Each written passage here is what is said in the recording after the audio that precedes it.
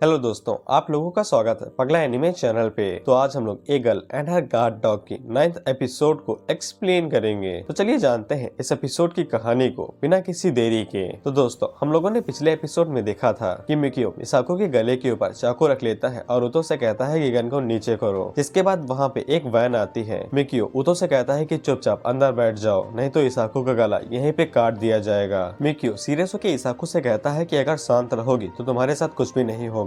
वहीं पे उतो बिल्कुल बुरी तरीके से शांत था क्योंकि वो एक याकूजा था। उसके लिए ऐसे मैटर कोई बड़ी चीज नहीं है। इसके बाद मिकियो उन लोगों को एक ऐसी जगह पे ले आता है जहाँ पे ज्यादा लोग नहीं थे। वो तो पूछता है कि तुम क्या करने वाले हो, लेकिन मिकियो उसे कुछ भी नहीं बताता है और कहता है कि उसका हर दिन बोर रहता था, चाहे वो जिंदा रहे या मर जाए। यहाँ तक कि मिकियो गैंग फाइट भी नहीं कर सकता था क्योंकि उसके ग्रैंडपा हमेशा उसके ऊपर नजर रखते थे। लेकिन जब उसकी मुलाकात उतो के साथ हुई तब उसको चिल महसूस हुआ कि कोई है जो उसको एंजॉय करने में थोड़ी सी मदद कर सकता है। फिर मिकियो उतो को एक जगह पे बांध देता है और उतो से कहता है कि मैं यहाँ पे इसाको को असॉल्ट करने वाला हूँ, अगर तुम उसे बचा सकते हो तो फिर बचा लो। इसके बाद मिकियो इसाको का रेप करने की कोशिश करने लगता है। मिकियो इसाको से कहता है कि अगर तुम चुपचाप रहती हो तो वो लोग उतो को शूट नहीं करेंगे। वहीं पे इसाको बिल्कुल भी डरी हुई नहीं थी। वो अपने मन में सोचती है कि ये तो मुझे हल्के में ले रहा है, बस इसको थोड़ा सा और मुंह चलाने दो। जिसके बाद इसाको मौका ढूंढती है और मिकियो के अंडों के ऊपर लात मार के उसके अंडे फोड़ देते हैं। उसी टाइम पे उतो भी अपने हाथ को डिसलोकेट करके अपने हाथों को छुड़ा लेता है और एक ही बार में वहाँ पे जितने भी लोग थे उन्हें नॉकआउट कर देता है। इसके बाद उतो मिकियो की तरफ गन पॉइंट करता है और पक्का उसे शूट ही करने वाला था, लेकिन इसाको उतो को रोक देती है और कहती है कि अगर उतो ने इसे शूट कर दिया तो हम लोग स्कूल में प्ले नहीं कर पाएंगे। सभी ने काफी ज्यादा मेहनत की है, इससे कोई फर्क नहीं पड़ता है कि मिकियो कितना घटिया इंसान है, लेकिन फिर भी हम लोग उसके बिना प्ले को कंटिन्यू नहीं कर सकते हैं। और वैसे भी वो सक्सेसफुल नहीं हो सका जो वो करना चाहता था, जिससे उतो काफी ज्यादा परेशान हो जाता है। लेकिन वो इसाको की बात को समझ जाता है। मिकियो उतो से कहता है कि तुम काफी समझदार हो, लेकिन तुम इसाको की कुछ ज्यादा ही इज्जत करते हो। वहीं पे इसाको मिकियो से कहती है कि फेस्टिवल खत्म होने के बाद मेरे आसपास भी नजर मत आना। फिर उतो आगे बढ़ता है और वो मिकियो के पेट के ऊपर एक जोरदार पंच मार के उसको वहीं पे बेहोश कर देता है। इसके बाद वो उन लोगों को हाथ पैर बांध के वहीं पे छोड़ आता है और मिकियो के केयर टेकर को कॉल लगा के उन्हें बता देता है कि मिकियो ने क्या करने की कोशिश की है। और उतो उन्हें वार्निंग देते हुए कहता है अगर अगली बार ऐसा कुछ दोबारा हुआ तो मुझे कोई फर्क नहीं पड़ता है कि ऑर्गेनाइजेशन क्या कहती है या फिर बॉस क्या कहता है, मैं मिकियो को पर्सनली मार दूंगा। जो कोई भी मेरी वुमन के ऊपर हाथ डालने की कोशिश करेगा मैं उसे वहीं के वहीं खत्म कर दूंगा।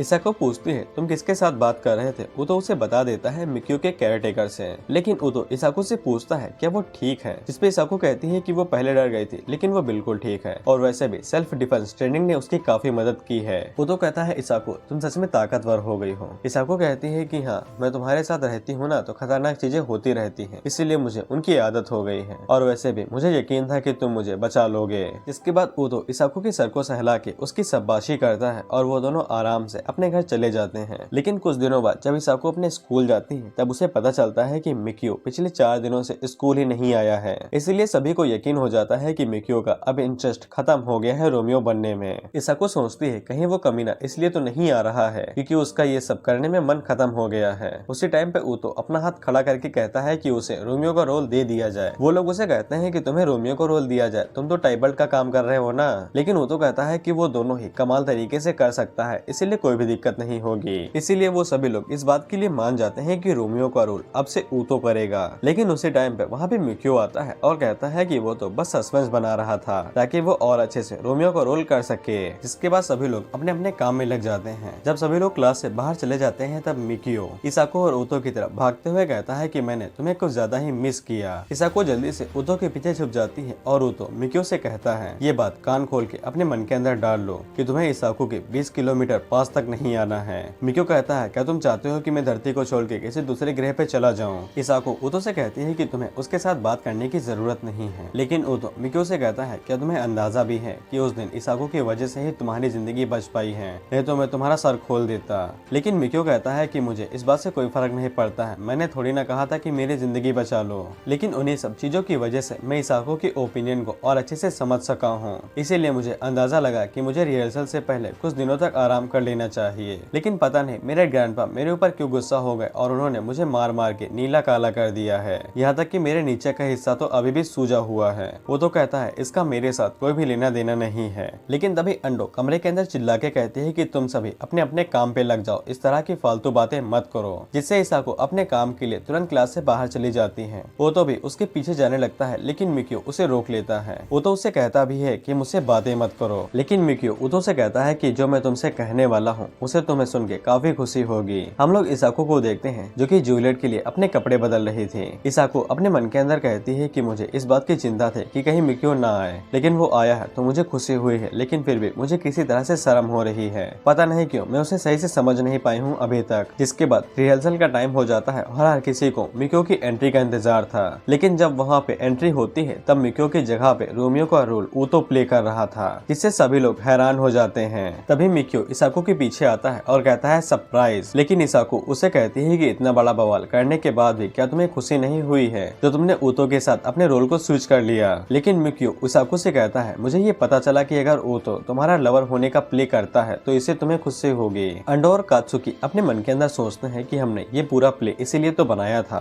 ताकि इसाको और ओतो करीब आ सके। इसीलिए वो दोनों इसाको से कहते हैं कि हमें कोई भी दिक्कत नहीं है अगर वो दोनों अपने रोल को स्विच कर लेते हैं, क्योंकि दोनों परफेक्ट हैं अपने अपने काम में। जिसके बाद प्ले इसी तरह से कंटिन्यू रहता है और कुछ ही टाइम में इसाको की बारी आ जाती है। इसाको अपने मन के अंदर सोचती है कि मिक्यो अगर रोमियो का प्ले करता तो मुझे इतनी ज्यादा दिक्कत ना होती, लेकिन वो तो रोमियो का प्ले कर रहा है इसीलिए मुझे काफी दिक्कत हो रही है। बेसिकली शर्मा रही थी। वहीं पे कात्सुकी इसाको से कहती है कि अपना पूरा जोर लगा दो। फिर वो तो अपनी रोमियो वाली लाइंस कहता है। इसाको अपने मन में सोचती है कि वो यहाँ स्टेज पे अपना प्यार ओतो के लिए नहीं छुपा सकती है, लेकिन ओतो पूरे स्क्रिप्ट को ही चेंज कर देता है। स्क्रिप्ट में इसाको के हाथों के ऊपर किस करना था, लेकिन ओतो डायरेक्ट इसाको के होठों के ऊपर करता है। वहीं पे कात्सुकी और अंडो अपने मन के अंदर सोचती हैं कि मिशन लवी डवी कपल बहुत बड़ा सक्सेसफुल हुआ है। मिक्यो अपने मन के अंदर सोचता है कि मैंने जितना सोचा था ये उससे कई गुना ज्यादा अच्छा गया है। कात्सुकी सभी लोगों से कहती है कि प्ले काफी ज्यादा अच्छा गया है और वो खास तौर पे इसाको की तारीफ करती हैं, क्योंकि प्ले के दौरान इसाको के इमोशन साफ देखे जा सकते थे। लेकिन वो सभी अपने मन के अंदर सोचते हैं कि हमें तुम्हारी परफॉर्मेंस की ही चिंता थी, लेकिन भगवान का शुक्र है कि ओतो ने अपना रोल स्विच कर लिया, इसीलिए ज्यादा दिक्कत नहीं हुई। वहीं पे ओतो और मिक्यो को अंडो से डांट पड़ रही थी अचानक से रोल स्विच करने के लिए, लेकिन सब कुछ अच्छा था इसीलिए वो सभी लोग एक ग्रुप फोटो लेते हैं। फिर हम लोग ओतो और इसाको को क्लास के बाहर देखते हैं। ओतो इसाको को बताता है कि मिक्यो ने सभी को पहले ही बता दिया था कि वो रोल स्विच करने वाला है। ओतो इसाको से पूछता है क्या तुम गुस्सा हो, लेकिन इसाको कहती है कि प्ले अच्छा गया तो मैं गुस्सा क्यों होंगी। इसके बाद ओतो वहाँ पे फिर से प्ले करने लगता है और वो इस बार रोमियो की तरह फिर से इसाको के हाथ के ऊपर किस करके कहता है क्या मुझे आपके लिप के ऊपर एक और किस मिलेगी, जिसे इसाको शर्माने लगती है और कहती है कि प्ले यहीं पे खत्म होता है। इसी के साथ ही ये एपिसोड यहीं पे खत्म होता है।